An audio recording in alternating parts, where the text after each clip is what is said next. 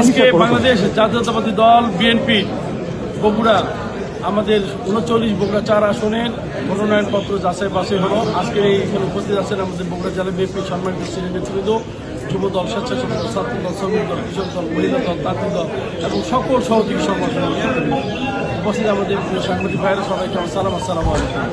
আপনারা জানেন যে 39 বগুড়া 4 এই আসনটি দুঃসময়ে 2018 সালের 30 ডিসেম্বর এই বগুড়ার মানুষ, এই কাহালুর নিয়ে মানুষ আমার উপর আস্থা রেখেছিল শতপ্রতিকূলতার মধ্য দিয়ে।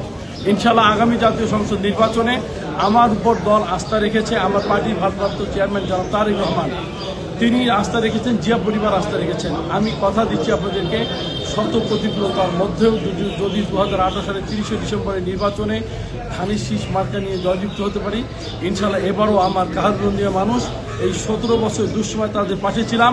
আমি নন্দীগ্রাম কাহালুকে সন্ত্রাস, চাঁদাবাজ মুক্ত এবং উন্নয়নের সর্বোচ্চ রোল মডেল করতে চাই। এলাকার মসজিদ, মাদ্রাসা, মন্দির, কলেজ, রাস্তাঘাট, প্যাগোডা, শৌচালয় সমস্ত উন্নয়ন যেগুলো বঞ্চিত ছিল সময় পারিনি। আমার অসমাপ্ত কাজগুলো আমার জিয়া পরিবারে, আমাদের প্রিয়তা, আমাদের সাংগঠনিক অভিভাবক জনাব তারেক রহমানের নেতৃত্বে বগুড়া 4 আসনের সকল বৈষম্য দূর করে এই বগুড়ার আমরা একসঙ্গে শুধু কাহারু নন্দীগ্রাম নয়, সারা বগুড়াকে আমরা রোল মডেল করতে চাই আপনাদের সহযোগিতা। ইনশাআল্লাহ আমরা ছিলাম এবং আমাদের বিশ্বাস। আমি প্রথমে শুকরিয়া আদায় করছি আমার মহান আল্লাহর কাছে, শুকরিয়া আদায় করছি আমার পার্টির ভারপ্রাপ্ত চেয়ারম্যান এবং জিয়া পরিবারের কাছে, এবং শুকরিয়া আদায় করছি আমার বগুড়াবাসীর কাছে, আমার নির্বাচনী এলাকার সকল ভোটারবৃন্দের কাছে। ইনশাআল্লাহ আমরা একটা মানবিক, সাম্য, মানবিক এবং বিনয় বাংলাদেশ করতে চাই, যে বাংলাদেশে আমরা সবাই মিলে দেশটাকে সুন্দর করে আগামীর নতুন রূপরেখায় বাস্তবায়িত করার জন্য দৃঢ় প্রত্যয় নিয়ে আমরা ইতিমধ্যে এগিয়ে যাচ্ছি। আপনারা দেখেছেন পার্টির ভারপ্রাপ্ত যিনি আমাদের সম্মানিত অ্যাক্টিভ চেয়ারম্যান, তিনি বাংলাদেশে এসেছেন। তিনি যেদিকে যাচ্ছেন একটা জনস্রোত হয়ে যাচ্ছেন।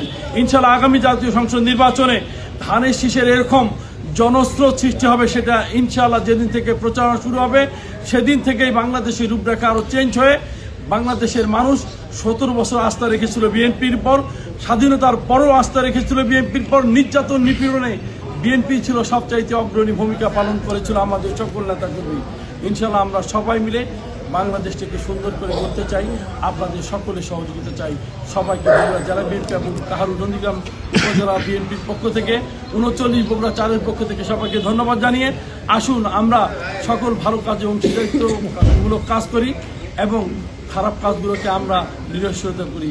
এটাই হোক আমাদের ভূমিকা। সবাইকে ধন্যবাদ। আসসালামু আলাইকুম।